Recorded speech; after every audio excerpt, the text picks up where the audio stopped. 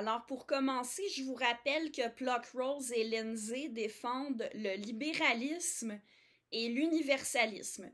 Et j'endosse. Alors, on parle d'un focus sur notre humanité commune et tous les humains sont égaux, donc l'égalité des droits et les droits sont vus comme étant universels, valables pour chaque individu indépendamment de ses caractéristiques identitaires, que ce soit son sexe, sa couleur, sa sexualité, sa religion, etc. Et bon, dans le libéralisme, on retrouve aussi la notion d'égalité des chances. Le libéralisme est vu par les woke comme une illusion ou comme un leurre par lequel on ignore les inégalités présentes et les maintient. Alors, le wokisme propose plutôt de focaliser sur l'identité. Alors, ça amène, le postmodernisme amène à diviser la société en plusieurs groupes partageant une identité commune.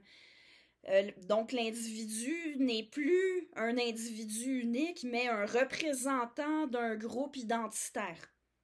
Et l'identité peut être fondée sur la race, elle peut être fondée sur le genre, pas sur le sexe, sur le genre.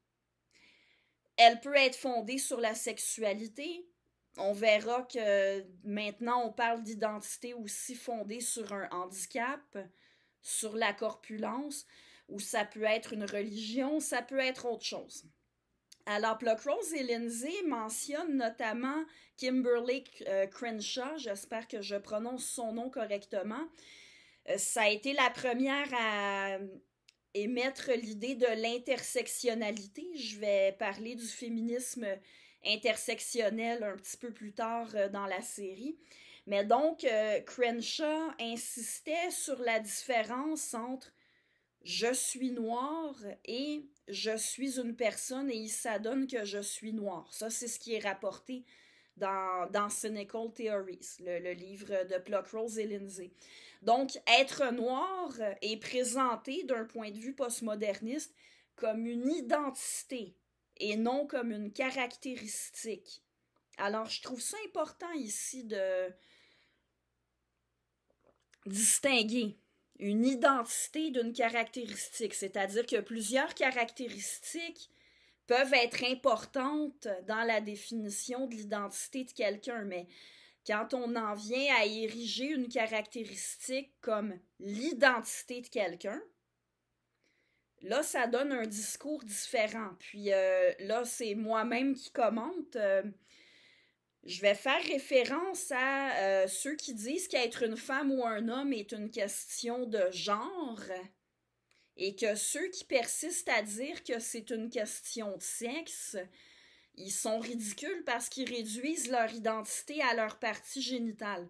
Mais écoutez, indépendamment que la différence entre un homme et une femme ne se limite pas au simple fait d'avoir un pénis ou une vulve, ben écoutez, moi, femme, ce n'est pas carrément mon identité. Être une femme, c'est quelque chose qui me caractérise. Et oui, ça a de l'importance, mais le mot femme ne résume pas mon identité. Ce sont les woke qui ont fait des mots femme et homme des termes référents à des identités. C'est eux qui disent que ces mots-là réfèrent à des identités, pas les autres. Mais ils projettent leur cadre de pensée sur les autres. Et je poursuis avec une autre remarque de Moncru. Non-binaire aussi, c'est présenté comme une identité. Mais écoutez, je vous rappelle qu'une personne qui serait non-binaire, ce serait quelqu'un dont le genre n'est ni strictement masculin, ni strictement féminin. Mais écoutez, mélanger le masculin et le féminin, ça fait longtemps que ça existe. Dans les années 80, il y avait plusieurs artistes connus dans la culture populaire qui avaient un look, un habillement qui mélangeait le masculin et le féminin. David Bowie, Boy George, Annie Lennox, puis il y en a d'autres qui sont arrivés plus tard. On peut penser à Kurt Cobain, Marilyn Manson. Ce n'est pas quelque chose de nouveau. Puis des filles ou des femmes qui ont des occupations, des loisirs que la société associe davantage au masculin, ça fait longtemps que ça existe et ça fait longtemps que c'est devenu quand même passablement accepté socialement, l'inverse aussi. Mais maintenant, la différence, c'est pas de mélanger. Ce qui est nouveau avec ceux qui se disent non-binaires, ce n'est pas de mélanger le masculin et le féminin, c'est justement d'ériger ça en identité et d'insister pour que ce soit constamment reconnu, notamment que tout le monde modifie son langage de façon à mentionner que quelqu'un s'identifie comme non-binaire. Puis, incidemment, il y en a aussi qui invoquent l'identité non-binaire pour dire qu'on n'aurait plus le droit de mélanger le masculin et le féminin, notamment dans son habillement, ses accessoires, si on ne s'identifie pas comme non-binaire, parce que ça revient à s'approprier l'identité des autres et en plus à s'approprier l'identité d'un groupe marginalisé.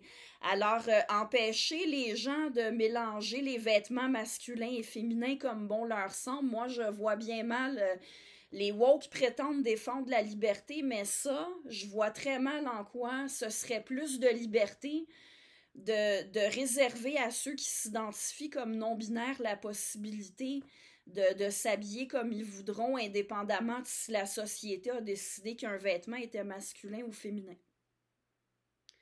La religion est aussi érigée en identité. Alors, ça fait notamment que critiquer la religion de quelqu'un ou même simplement rapporter des propos de quelqu'un qui aurait critiqué une religion, ce serait une attaque envers l'identité de ceux qui adhèrent à cette religion-là. Et je vous ai déjà parlé de l'idée de connaissance située. Du point de vue postmoderniste, chaque groupe identitaire détiendrait un savoir qui lui est propre. Alors les personnes de couleur auraient accès à un savoir qui échappe aux blancs, les femmes à un savoir qui échappe aux hommes, les LGBTQ+, à un savoir qui échappe aux cisrettes, etc. Et on pose que le système oppressif permet aux classes dominantes de mépriser ces savoirs qui caractérisent ceux des classes opprimées.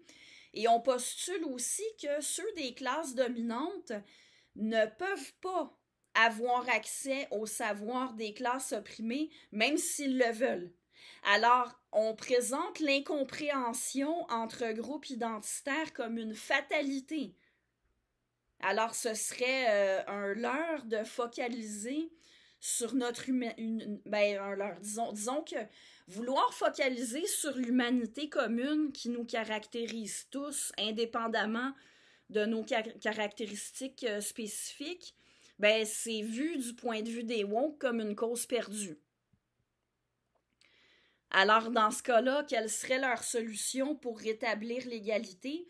Eh bien, ce serait de donner la priorité aux voix de ceux qui ont une identité marginalisée.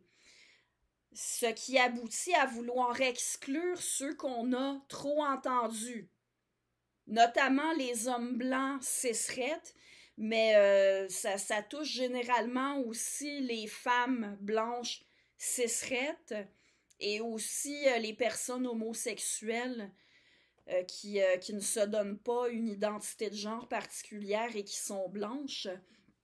Alors, cette solution-là paraît problématique. Pluckrose et Lindsay notent avec raison que ça amène de la division puis que ça risque d'attiser l'hostilité chez des gens qui, a priori, seraient sensibles à des causes comme le racisme, le sexisme. Ils seraient sensibles aux causes des groupes discriminés puis certainement favorables à changer les choses pour améliorer la vie des membres de ces groupes discriminés. Mais si on commence à leur dire que eux doivent se taire, puis que c'est justifié de les exclure de certains emplois, d'exclure leurs écrits en milieu académique, euh, écoutez, c'est certain que ça risque d'amener des gens à se rebiffer, à prendre ça comme des attaques envers eux. Puis, j'aimerais ça faire une parenthèse aussi. Parfois, les conservateurs disent qu'on vit aujourd'hui une tyrannie des minorités et ils se font accuser d'exagérer. Et j'imagine qu'il y a aussi des gens qui ne sont même pas conservateurs, mais qui estiment aussi qu'on a affaire à une certaine tyrannie des minorités. Bien, c'est pas étonnant qu'il y en ait qui en viennent à voir ça comme ça. Quand on annonce dans une offre d'emploi, par exemple, que les candidats qui sont des hommes blancs, hétérosexuels, cisgenres, ne peuvent pas appliquer, ben oui, il y a une forme d'exclusion là-dedans, puis on comprend que certains interprètent ça comme une tyrannie des minorités. Quand on veut obliger tout le monde à ignorer la notion de sexe, et non seulement à s'identifier en fonction d'une identité de genre, mais à ajuster constamment leur langage en fonction de la notion d'identité de genre, qui n'a pour ainsi dire aucune importance pour la grande majorité des gens, eh bien oui, il y en a qui vont estimer qu'ils ont affaire à une forme de tyrannie d'une minorité. Et étant donné que j'ai mentionné les conservateurs, Pluckrose et Lindsay défendent le libéralisme, puis communément on oppose le conservatisme au libéralisme, mais leur notion de libéralisme, qui est aussi celle que je défends, est quand même passablement large. Le conservatisme n'est pas contre le libéralisme, du moins tant qu'on parle d'un conservatisme raisonnable qui ne s'oppose pas à l'égalité de droit entre tous les humains, eh bien c'est compatible avec le libéralisme. Autre problème avec la manière dont les woke utilisent la notion d'identité, c'est que ça amène de l'intolérance au désaccord. Je vous rappelle qu'un des fondements d'une société libre et démocratique, une des valeurs de base du libéralisme, c'est la liberté d'expression.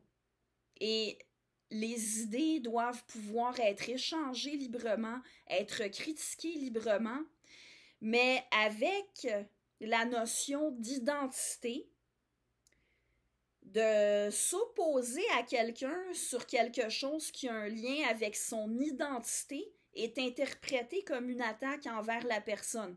Alors c'est pour ça, par exemple, que remettre en question la notion d'identité de genre, ben, comme je le fais ou comme le fait Jordan Peterson, pour donner un exemple connu qui permet d'illustrer, ben, Peterson est accusé de vraiment d'attaquer la communauté trans.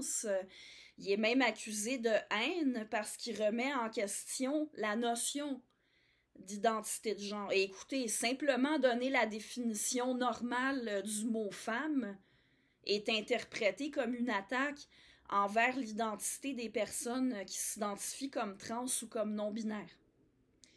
Critiquer une religion, que ce soit faire des critiques intellectuellement profondes ou dessiner des caricatures de personnages religieux ou autres, ben c'est vu comme une attaque à l'identité de ceux qui adhèrent à cette religion-là.